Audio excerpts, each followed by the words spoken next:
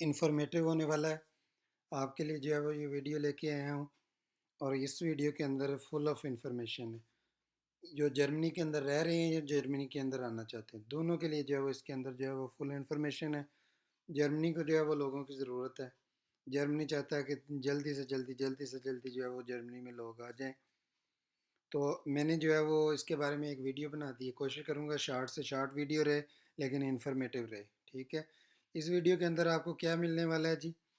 Blue card जो Germany में रहते हैं उन्हें तो पहले से पता है, लेकिन मैं थोड़ा सा शॉर्टली बता दूं कि ब्लू कार्ड बेसिकली एक टाइप ऑफ परमिट है जो जर्मनी के अंदर आपको वर्क कर अलाउ करता है, लेकिन इसके साथ कुछ जो है वो स्पेशल किस्म के जो है वो बेनिफिट होते हैं। सैलरी थोड़ी ज़्यादा होती है इस कार्ड के साथ। आपको जो है वो परमानेंट सेटलमेंट यानी जर्मनी का भी परमानेंट जो वीज़ा है वो जल्दी मिल जाता है। इस तरह से आप जब स्पाउस को लाते हो तो उसके अंदर कुछ जो है वो लैंग्वेज वगैरह की रिक्वायरमेंट वगैरह के जो है वो बेनिफिट्स हैं। तो बहुत सारे बेनिफिट्स हैं ब्लू कार्ड के साथ। ठीक है। ब्लू कार्ड के जो है वो स्पाउसेस को जो है वो वर्क करना भी जो है वो ऑटोमेटिकली अलाउ होता है। ठीक है, जब वो जर्मनी के अंदर आती हैं। तो ब्लू कार्ड की रिक्वायरमेंट के अंदर जो है वो बहुत सारी जो है वो चेंजेस की गई, अगली वीडियोस के स्लाइड्स के अंदर हम देखेंगे। फिर ड्राइवर जो है ना वो भी जर्मनी को बहुत चाहिए है अब। उनकी जो है रिक्वायरमेंट भी बहुत ही ज़्यादा इन्होंने फ्लेक्सिबल कर दी है। फैमिली रीयूनिफिकेशन क्या है, यानी आप ऑलरेडी जर्मनी रह रहे हो और आपके स्पाउस जो है वो आपको ज्वाइन करना है उसे, ठीक है, ही या शी। तो उसके लिए भी जो है वो अब बहुत सारी जो है वो चेंजेस जो है वो हो चुकी हैं। ठीक है। इसी तरह से जो है वो पीआर की भी रिक्वायरमेंट को जो है वो चेंजेस की गई हैं। अच्छा, कुछ लोग जो फॉर एग्जांपल पाकिस्तान के अंदर जो है वो डॉक्टर्स की जॉब ऑलरेडी कर रहे हैं, वो जर्मनी के अंदर आके प्रैक्टिस करना चाहते हैं। तो आपको मालूम होगा, नहीं मालूम तो ये है कि आपकी जो प्रोफेशनल क्वालिफिकेशन है उसकी रिकग्निशन का एक प्रोसीजर है जो कि आपको जो है वो पाकिस्तान से रह के ही या दुनिया के किसी भी कोने से रह के जर्मनी के अंदर इनिशिएट करना होता है। पार्शल रिकग्निशन आपको मिल जाए जब, तो फिर आप वीज़ा के लिए अप्लाई करके जर्मनी आते हो। लेकिन अब इसके अंदर भी बहुत सारी चेंजिंग है। नर्सिंग असिस्टेंट की हेल्थ केयर सेक्टर के अंदर बहुत जॉब्स की जो है उसके अंदर फ्लेक्सिबिलिटी की गई है। स्टूडेंट्स के हवाले से भी जो है वो चेंजेस की गई हैं।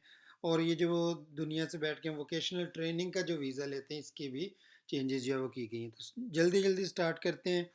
ब्लू कार्ड के अंदर जो है वो क्या रिक्वायरमेंट, सबसे जो पहली और अहम रिक्वायरमेंट है वो ये है कि पहले अगर आपको ब्लू कार्ड लेना है तो आपकी जो सैलरी की रिक्वायरमेंट थी वो 45,252 यूरोस, जो कि कुछ ख़ास जो है वो प्रोफेशंस के लिए थी, जिसमें सॉरी इंजीनियर्स हैं, साइंटिस्ट हैं, आईटी स्पेशलिस्ट हैं, मैथमेटिशियंस हैं। लेकिन अब जो है ये रिक्वायरमेंट कम होके 39,682 के ऊपर आ गई है। ठीक है। इसी तरह से जो इसके अलावा रेगुलर प्रोफेशंस थे, यानी इन सब प्रोफेशन जो मैंने गिनवाए, उसके अलावा उनके लिए जो है वो तकरीबन 58,400 की रिक्वायरमेंट थी।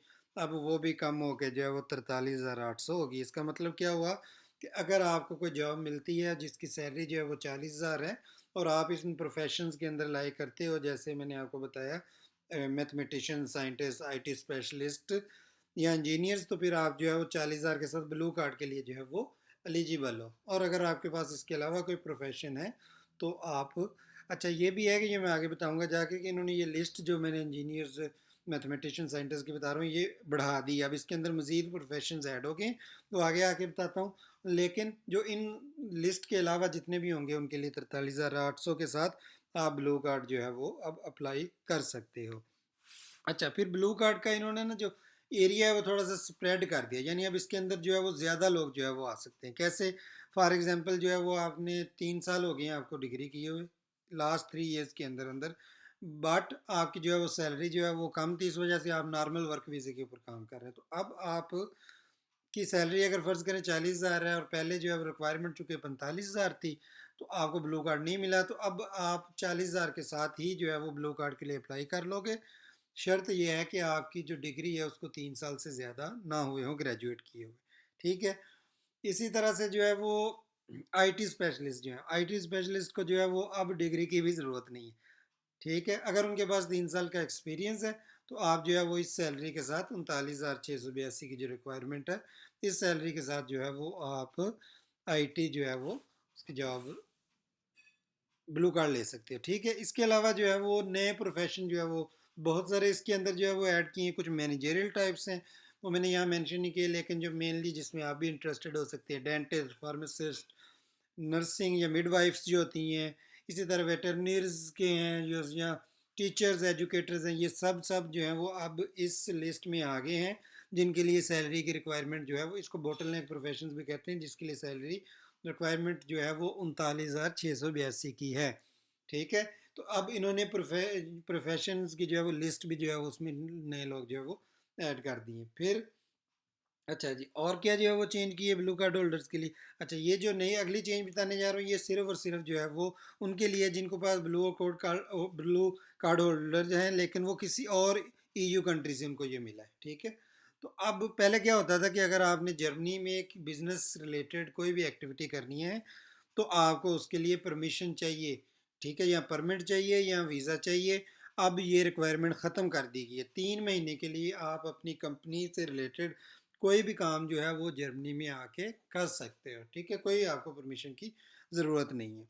और फ़र्ज़ करें कि आप जो है वो दूसरी किसी ईयू कंट्री के अंदर रहते हुए आपको साल से ज़्यादा हो गया ब्लू कार्ड के साथ, और अब आप जर्मनी आना चाहते हो, तो पहले ये था कि आपको वीज़ा लेना पड़ता है। अगर आपको फ़र्ज़ करें जॉब मिली है जर्मनी के अंदर, आप किसी दूसरी ईयू कंट्री के अंदर, तो आप वहाँ के जर्मन एम्बेसी के अंदर वीज़ा के लिए अप्लाई करके फिर अब आप उसके बगैर ही आ सकते हो। 1 साल अगर आप ब्लू कार्ड के साथ किसी दूसरी ईयू कंट्री में गुजार देते हो तो फिर आपको वीज़ा वहाँ से अप्लाई करने की ज़रूरत नहीं है। यहाँ आएँ और यहाँ आके जो है वो अप्लाई करें, आपको जो है वो वीज़ा जो है वो यहाँ पे जो है वो आके मिल जाएगा। ठीक है, तो ये भी जो है वो इन्होंने चेंज की है। ठीक है, इसके अलावा जो है वो और क्या चेंज की है, यानी पहले ये होता था कि अगर आप किसी और ईयू कंट्री के अंदर हैं और आपकी वाइफ आपके साथ रह रही हैं, तो अब आपको फ़र्ज़ करें कि जॉब मिली है, जॉब मिलने की वजह से आप जो है वो वहाँ से अप्लाई करके आ गए थे, लेकिन आप अपनी स्पाउस को नहीं ला सकते थे। ठीक है, अब ये भी जो है वो चेंज कर दिया गया। अब आपको जो है वो अपनी स्पाउस, अगर वो ऑलरेडी ईयू के अंदर रह रही है या रह रहा है, तो अब आप उसको साथ ला सकते हो। ठीक है, ना आपको जर्मनी के अंदर ना आपको वीज़ा चाहिए, इवन आपको सफिशेंट स्पेस की रिक्वायरमेंट भी ख़त्म कर दी गई, यानी आपका अपार्टमेंट हो और अपार्टमेंट के अंदर 2 लोगों के रहने की जगह हो, ये रिक्वायरमेंट भी ख़त्म कर दी गई। इवन आपके जो लाइवलीहुड सिक्योर की कंडीशन है वो भी ख़त्म कर दी गई है। तो अब रीयूनिफिकेशन जो है वो ईयू के अंदर रहने वालों की जो है वो बहुत ही ज़्यादा जो है वो आसान बना दी गई है। जर्मनी के अंदर आओ बगैर वीज़े के, यहाँ आके वीज़ा अप्लाई करो। अगर आपकी लाइवलीहुड नहीं भी सिक्योर, अगर आपके पास स्पेस नहीं है, तो भी जर्मनी आपको परमिट जो है वो जर्मनी में जब आप आओगे तो देगा। इसी तरह से सबसे अहम ये है कि पहले होता था कि भाई आपकी जो क्वालिफिकेशन है उससे रेलिवेंट ही आपको जो है वो जॉब होगी तो आपको ब्लू कार्ड मिलेगा। अब ये रिक्वायरमेंट भी फर्टिश। ठीक है, ये सारी की सारी चेंजेस जो मैंने अभी तक बताई हैं, फर्टिश मतलब ख़त्म, फिनिश, और ये सारी की सारी रिक्वायरमेंट जो है वो नवंबर से जो है इसी साल, जो अक्टूबर के बाद नवंबर, इसी में जो है वो सारी की सारी रिक्वायरमेंट एप्लीकेबल हो जाएंगी। ठीक है, तो अब आपकी क्वालिफिकेशन जो है वो अगर नहीं भी है रेलिवेंट, कोई भी जॉब ढूंढे, सैलरी की जो है वो मिनिमम रिक्वायरमेंट जो पहले बताई है उसको जो है वो पूरा करें, और जो है वो आप ब्लू कार्ड जो है वो ले सकते हैं। ठीक है जी, दूसरा टॉपिक जो है वो जी प्रोफेशनल ड्राइवर। पहले ये होता था कि आपके पास जो है ना, अगर आप जर्मनी के अंदर ड्राइव करना चाहते तो आपके पास या तो यूरोपीय यूनियन या ईईए का जो है वो ड्राइविंग लाइसेंस होना चाहिए था। अब ये रिक्वायरमेंट ख़त्म कर दी गई। ठीक है जी, इसी तरह से आपके पास जो है वो क्वालिफ़िकेशन भी जो है ना वो इसके लिए जो है वो रिक्वायर थी, वो भी ख़त्म कर दी गई। और इवन सबसे बड़ी बात कि इन्होंने लैंग्वेज की रिक्वायरमेंट भी जो है वो ख़त्म कर दी है। यानी अब आपको ड्राइवर की नौकरी करनी है तो फिर आप सिंपली जो है वो इस वीज़े के लिए अप्लाई करें। ना लाइसेंस की ज़रूरत है, ना क्वालिफ़िकेशन की ज़रूरत है, ना ही लैंग्वेज की जो है वो ज़रूरत है। अच्छा, बहुत सारी चेंजेस हैं जो अब इस नवंबर से नहीं बल्कि अगले साल मार्च से जो है वो एप्लीकेबल होंगी। ठीक है, उसमें सबसे पहले मैंने जो है वो यहाँ पे लिखा हुआ है डॉक्टर्स वगैरह। आपको पता है कि जर्मनी के अंदर ये डॉक्टर्स वगैरह जो है इनकी क्वालिफिकेशन जो है वो रिकग्नाइज नहीं होती। ठीक है, यानी ये नहीं है कि स्ट्रेट अवे आप जर्मनी आओ और आके जो है वो ये प्रैक्टिस स्टार्ट कर दो। ठीक है, लेकिन इन्होंने कुछ चीज़ें जो है वो आसान की। आपके पास एक वीज़ा होता है जो कि आप बाहर बैठे हुए जो है वो जर्मनी के लिए अप्लाई कर सकते हो, and that is for professional qualification recognition. ठीक है, पहले ये 1.5 साल का आपको मिलता था। ठीक है, अब इन्होंने ये वाला जो वीज़ा है ये इनिशियली आपको 2 साल का देंगे और उसके बाद 1 साल का मज़ीद जो है ये एक्सटेंड भी हो सकता है, यानी 3 साल का जो है वो आपको ये टाइम मिलेगा अब आपको ये प्रोसीजर भी जो है वो बाहर बैठे हुए स्टार्ट नहीं करना, इस वीज़ा के लिए अप्लाई करो और आप जर्मनी आ जाओ, और जर्मनी आने के बाद आप अपना रिकग्निशन का प्रोसीजर जो है वो स्टार्ट कर सकते हो। लेकिन इसके लिए दो रूट्स अवेलेबल हैं आपके पास। नंबर वन तो ये है कि आपके पास कोई जॉब हो, यानी ट्रेनी हो या जैसी भी जॉब हो। अब चूंकि यहाँ के लोगों को भी जो जॉब देंगे एम्प्लॉयज़, उनको पता होगा कि इनको जो है वो रिकग्निशन नहीं चाहिए यहाँ, तो अब आपको कंट्रैक्ट मिलना भी आसान है, ठीक है।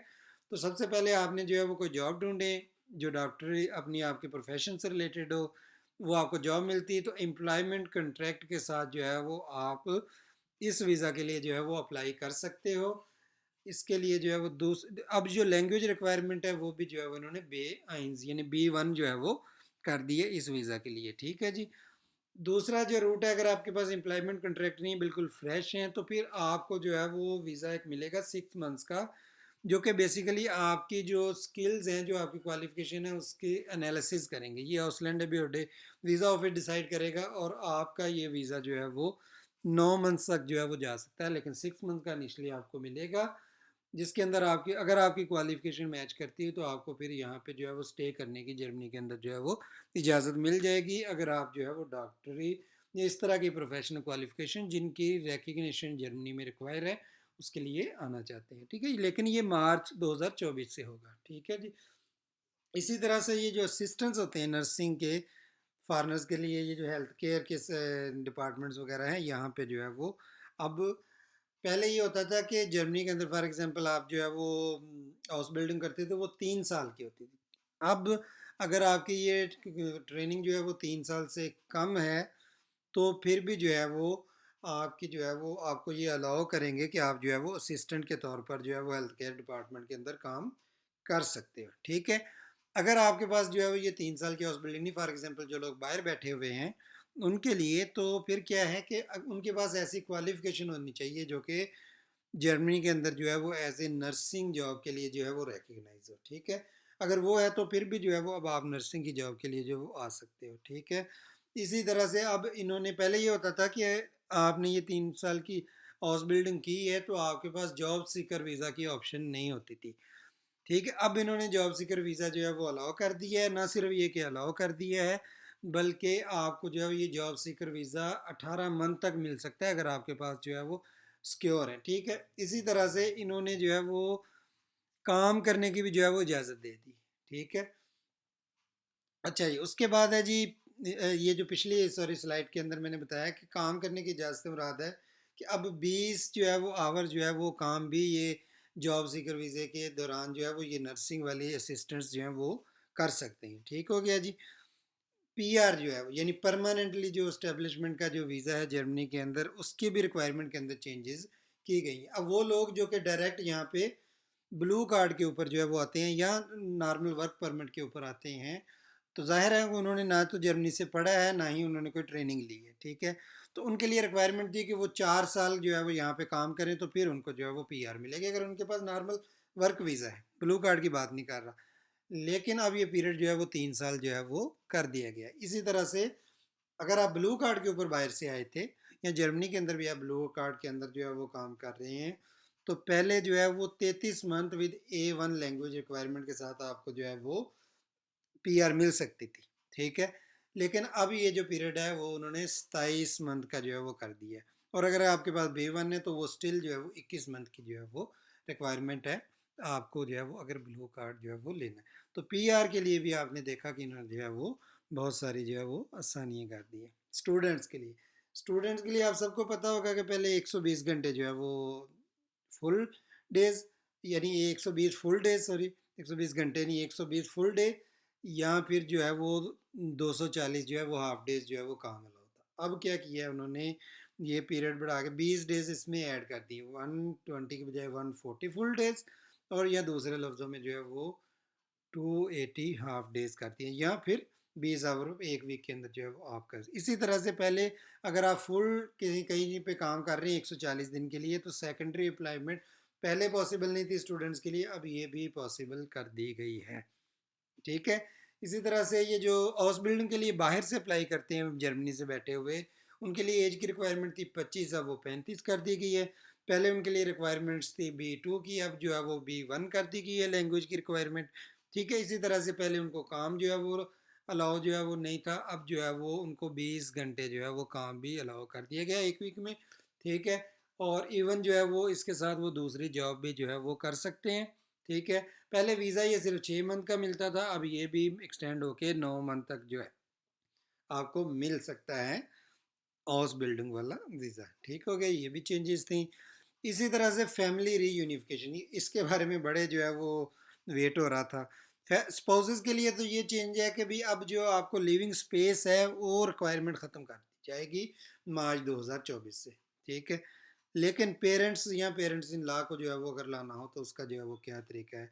अनफॉर्चुनेटली जो पहले से जर्मनी के अंदर मौजूद है वो अपने पेरेंट्स को लाने में इस चेंज से फ़ायदा नहीं उठा सकते। तो कौन फ़ायदा उठा सकते हैं? वो फ़ायदा उठा सकते हैं जो कि 1 मार्च 2024 या उसके बाद जो है वो अपना पहला परमिट जर्मनी के अंदर लेंगे। यानी फ़र्ज़ करें कि एक बंदा है वो फरवरी 2024 के अंदर जर्मनी आया है, तो वो क्या कर सकता है और बाद में मार्च में उसे पहला जो है वो यहाँ से परमिट मिला है, तो वो अपने पेरेंट्स को फैमिली रीयूनियन वीज़े के ऊपर जो है वो ला सकता है। ठीक है, और अगर उसकी स्पाउस ऑलरेडी है और उसके पास भी पीआर है, परमानेंट सेटलमेंट है, तो फिर जो स्पाउस है उसके पेरेंट्स को भी जो है वो फैमिली रीयूनिफिकेशन जो है वो उसकी पॉसिबल है। ठीक है, लेकिन दैट्स ओनली पॉसिबल अगर जो है वो आप मार्च 2024 में जो है वो यहाँ के रेजिडेंट बनते हो, यानी पहले का जो है वो आपने पहला परमिट जो है वो लिया है। ये थी जी आज की वीडियो। वीडियो हो सकता है फिर से लंबी हो गई है, लेकिन माजरत, लेकिन ये इन्फॉर्मेटिव थी। हो सकता है बहुत सी चीज़ें आपको जो है वो स्टिल क्लियर ना हो। पूछें, कमेंट्स में पूछें, बताएं कोई और टॉपिक जो है वो मुझे जिस पे बात करनी चाहिए। खुश रहा करें, दुआओं में याद रखें। अस्सलाम वालेकुम।